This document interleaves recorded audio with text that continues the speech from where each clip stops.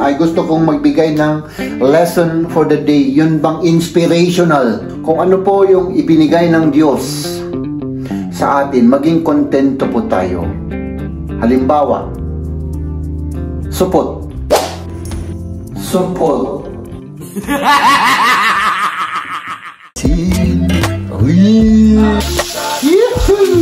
Hi!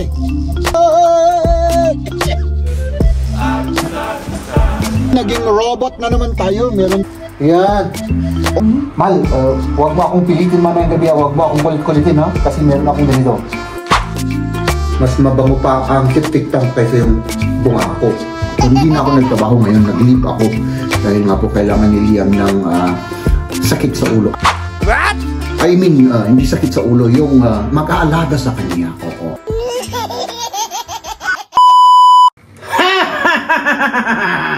Mga kaibigan, good morning, good morning. Ay, hindi na pala morning, magtatanghalian na. At ako ay gumagawa ng kape, pero bago ko umpisan yung vlog natin mga kaibigan, ay gusto kong magbigay ng lesson for the day. Yun bang inspirational? Yun bang may matututunan po ang ating mga viewers at hindi lang puro nabobola na naman ako. Hindi puros kalokohan mga kaibigan ang lumalabas na sa aking mabahong bunganga. No? So, mga kaibigan, maging kontento po tayo kung ano po yung meron tayo. Oo. Kung ano po yung ibinigay ng Diyos sa atin, maging kontento po tayo. Halimbawa, supot. Inaccept ko na talagang ganun talaga ang aking future. Hindi ako matutuli. Oo. Kailangan i-accept natin kasi kapag lagi nating iniisip yan, lagi nating yun bang naghahanap ng solusyon na hindi naman kumbaga madali na mahanap. No? Wala madidepress tayo, mawawala tayo sa focus. No? Kung ano man yung goal natin sa buhay, malilihis tayo. Yun ang gusto kong sabihin para magmukhang intelihente ako at marunong akong magtagalog kahit na hindi totoo. No? So, malihis yung ating concentration, yung ating focus, no? Patungo sa ating goal sa buhay. Patungo sa ating dream. Oo. Halimbawa, ako, nagbablog ako ng nagbablog. Dapat nakafocus lang ako dun. Hindi ko naiisipin yung mga problema ko sa buhay. No? Kapag nagbablog ako, focus lang ako sa vlogging. Pagkatapos ng vlog, no? Doon ko naiisipin yung aking mga solusyon sa aking mga problema. Halimbawa, yung naiipon na utang ko. Diba? Ganun. Kailangan marunong tayong mag-focus. Kailangan tanggapin natin. Yun ang key to success dyan mga kaibigan para hindi tayo mawala sa ating sa ating daan na kung saan tayo ay nahihirapan at tayo ay hinahatak yung ating sarili para patungo sa ating goal sa buhay. Oh, diba? Yun lang. Ay nako mga kaibigan, naghahabol ako ng oras dito, no? Kasi may may appointment ako mga kaibigan. Sana hindi kayong malaglag dyan. Huwag kayong malaglag. Ay nako, sandali lang Kailangan na rin ng pagsandalan para diretso na yung vlog natin. Ay wala, malalaglag to mga kaibigan. 100% malalaglag to, Jeb, hayop ka. Okay, so yun mga kaibigan, magigisa na po tayo. Naghahabol ako ng oras dahil pupunta pa ako sa doktor. May appointment ako sa doktor, no? At yun, pagkatapos nun uuwi tayo at kakain. Pero magluluto ako dahil nandito po si Liam. Oo, mga kaibigan. Nandito po si Liam at siya po ay hindi maganda yung kanyang pakiramdam. At mamaya't maya pagpunta ni Mrs. dito, pagkatapos ng kanyang trabaho, ay yun, ako naman ang pupunta sa doktor. Hindi na ako nagtrabaho ngayon, nag-leave ako. Dahil nga po kailangan ni Liam ng sakit sa ulo. I mean, hindi sakit sa ulo, yung mag-aalaga sa kanya. Oo. At syempre yung tatay. Si Mrs. kasi may pinuntahan. Oo. Importante yung may meeting sila. Diba? So ayan, mag-ano tayo. Pero iniisip ko mga kaibigan, sandali. Parang mas maganda. Mas maganda kung sandali. Parang mas maganda kung lagyan natin ng kanton ba? Spontaneous lang yung inisip kong lutuin eh. Nasaan na ba yung kanton natin dito? Ay naku, makalat itong... Ay, hindi pala dito. Dito pala nakalagay yung mga noodle namin. Pansit at saka mga macaroni. Pero parang may kulang. Ganito na lang. Meron din akong nakita rito kanina na ito. Dried. Ano to eh? Smoked meat. Ito na lang. Ilagay na natin to. Para may lasa naman siya. So yun ang gagawin natin. Let's do this.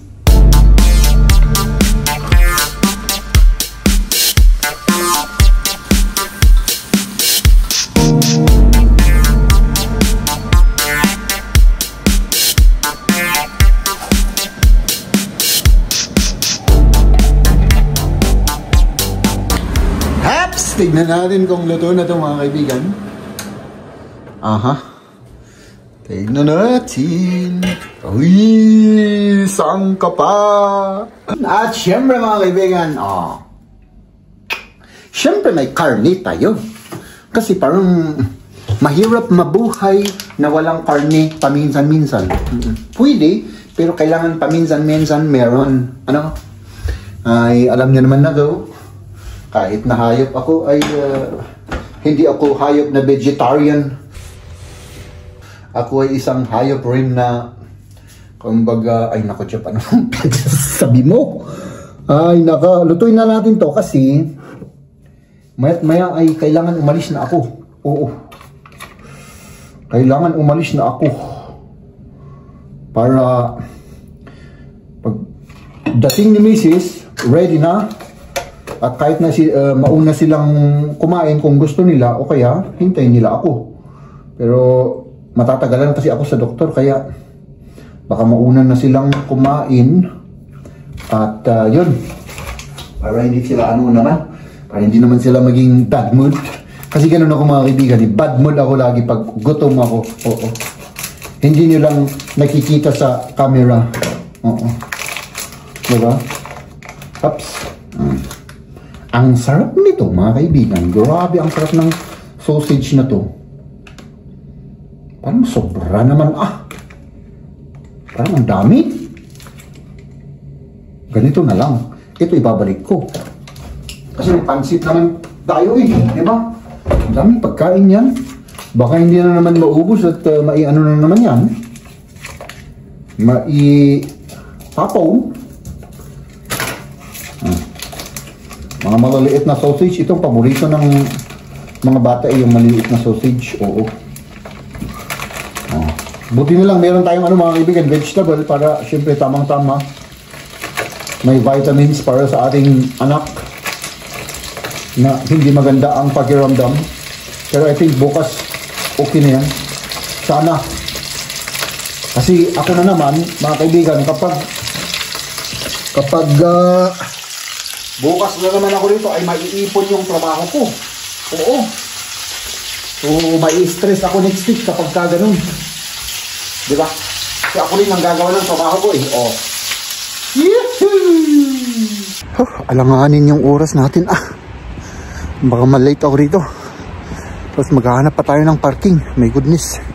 Ay nako mga kaibigan, sana hindi tayo malate at walang traffic at walang disgrasya sa ating paligid para dire-diretso na tayo. Kasi meron pa po akong 28 minutes to be exact. Bilisan nyo naman, ako'y nagmamadali Ay nako. Hop! Yan Ayan. Diretso na tayo mga kaibigan. Wala nang preno-preno to. Kapag nabangga tayo ay wala paktay na. No? Oh, kagaya yan. Ah! Hi! Mabilis, ang bilis-bilis mo. I-priority ako rito. Ano bang problema mo?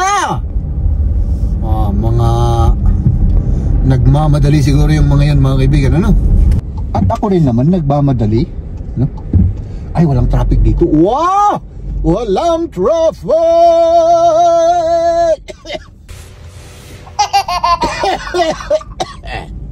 Ups, nandito na ba tayo? Ay, meron tayong mga parking! Ay, apaw, ang dami, aw! Ang dami-dami nating parking. Dito tayo magpapark mga kaibigan. Ay, normally kasi mga kaibigan ay wala tayong masyadong makukuhang parking dito. Pero sa ngayon ay nako, parang blessing ito kasi tamang-tama lang, hindi po tayo na late mga kaibigan. Ano? Tamang-tama lang yung ating pagdating, no? Sa ating gustong puntahan. Ups! At syempre, ito na naman yung parking card natin. Anong oras na ba ngayon? Kailangan i-ano natin to, oh. Para hindi na naman tayo mamulta kasi nakalimutan ko na naman na ilagay dito. Ay simpre namulta tayo ng 15 euro. Let's go. Ay nako. Up. Buti na lang walang traffic.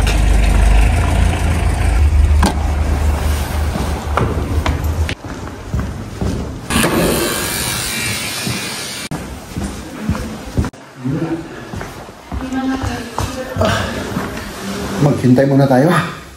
Tatawagin tayo. May lang.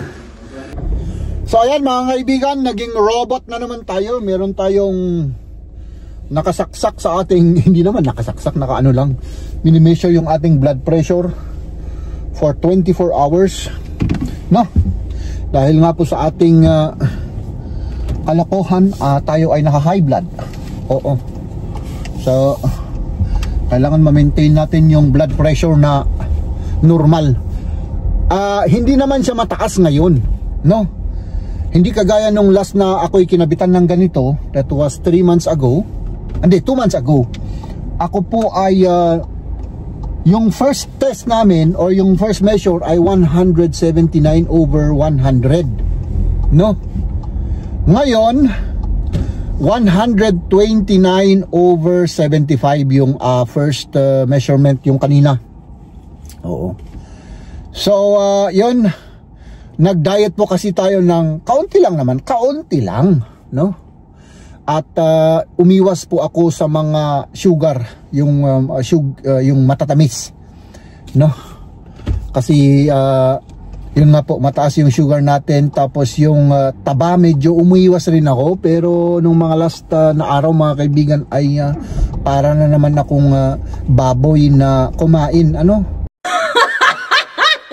Yun bang talagang minsan pa nga wala nang nguya-nguya, lunok kaagad, ano? So yan mga kaibigan, bumaba siya dahil yung medication po natin. Oo. Meron po akong cardesartan at saka amlodipine, no? Para bumaba yung ano. Tapos yun, nag-promise nga ako sa aking doktor na yun nga po, mag diet ako kahit paunti-unti lang. Oo. Kasi completely na mag-diet tayo ay parang sa ngayon nahihirapan pa ako. Oo. No? Sa yan mga kaibigan, umuwi na tayo at tayo po ay kumain na kasi kumain ako kanina, kaunti lang, no? Pero ngayon talagang yun, gutom na ako. So hindi ko alam kung kumain na si na misis. Siguro kumain na yung mga yun kasi nung oras na nagutom na yung mga yun. Let's do this. Nandito na tayo mga kaibigan. So mag-ano lang tayo. Tanggalin ko lang. Man, tulungan mo ako. Tanggalin ko yung jacket ko kasi baka masira yung... Oo. Dali magpatulong tayo kay Mahal. Say hello first, mahal. Oh. Hello. Hello. May ganyan na naman. Huwag mo akong hubaran, mahal ha. Huwag mo akong hubaran. Ano ang dyan? Sa heart na naman yan? Oo, mahal. Dahil daw ano? Ano yan? Uy, nawala. Natanggal. Yun lang. Oh, pakisuot to. Mahal. Ay, sus. Oo. Patay nga, dati scratch mo? Ay, ganun talaga. Naipit kanina. Hindi, baliktad. Ito.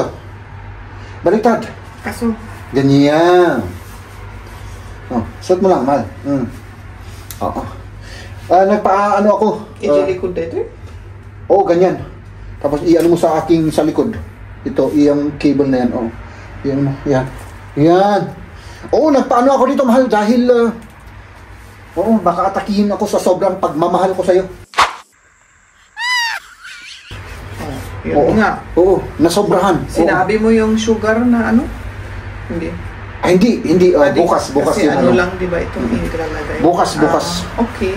Oo, at saka parang i-adjust nga natin, mahal. Kasi parang nakakatak akong ganun. Ito, gusto ko dito sa side. Dali lang dito kayo para ano. Para okay na. Pagki... Oo. Habaan mo. Dito ka. Kita tayo doon. Oo. Dito. Oo. Pwede. Ito.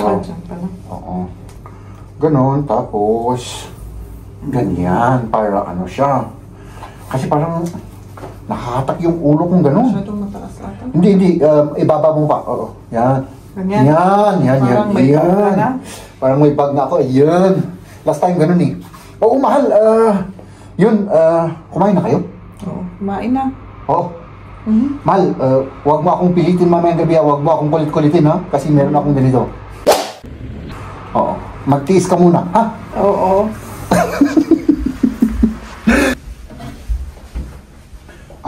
Ayan. Akala ko kumain ka na. Hindi pala. Kumain ako kaunti, mahal. Alam mo kung bakit? Oo. Kasi gutom ka. Alam naman. Hindi naman sa gutom. Oo, gutom rin ako. Pero, syempre, kinakabit to. Tatlo pa ngang nurse eh. Ay, hindi ko alam kung nurse yung dalawa. Siguro nag-aaral yung dalawa. Yung isang nurse. Okay. Kinakabit to. Syempre, malapit sila. Alam mo naman, pag bakante yung tiyan ko, mahal, mas mabango pa ang septic tank kaysa yung bunga ko. So, dahil sa hiya ko, kumain ako ng kaunting ganito at saka banana para may laman. So, medyo nagganon sila kaunti.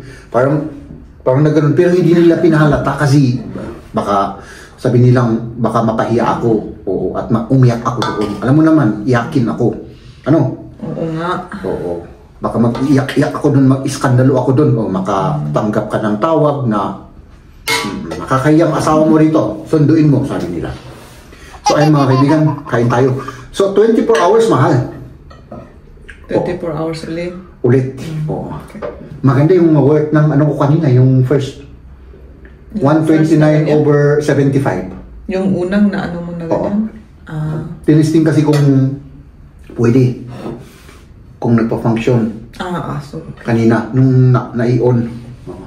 hindi nag-ano yung agas ay yung gamot. Yung agas, nag-correct. Nag-ano siya.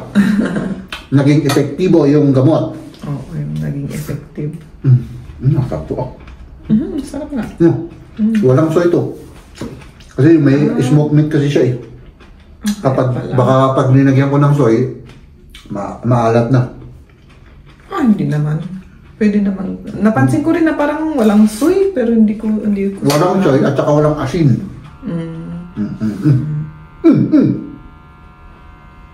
Ay, nako. First bite. Masarap to, ano? ano yan? Anong nakalagay sa pack? Ano siya? Giroy siya. Bisa man na? Smoke. Smoked. Smoke na sausage. Kaya ito yung kinain natin nung pumunta tayo doon kina Kamya. Nung nag-grace tayo nung summer. Ay, may ganyan ba? So, okay. Tap. So, kain na. Bukas, titignan naman ni Alisin yan. doktor o alisin at saka titignan yung resulta at yun. Pag-uusapan ulit namin kung ano yung susunod na kabanata. 127 over 93. No? Mabasa pala dyan. Tapos yung pulse ko, 103. Kaya na. Para may lakas akong asarin ang misis ko mamaya. Kasarin. Asarin. Asarin.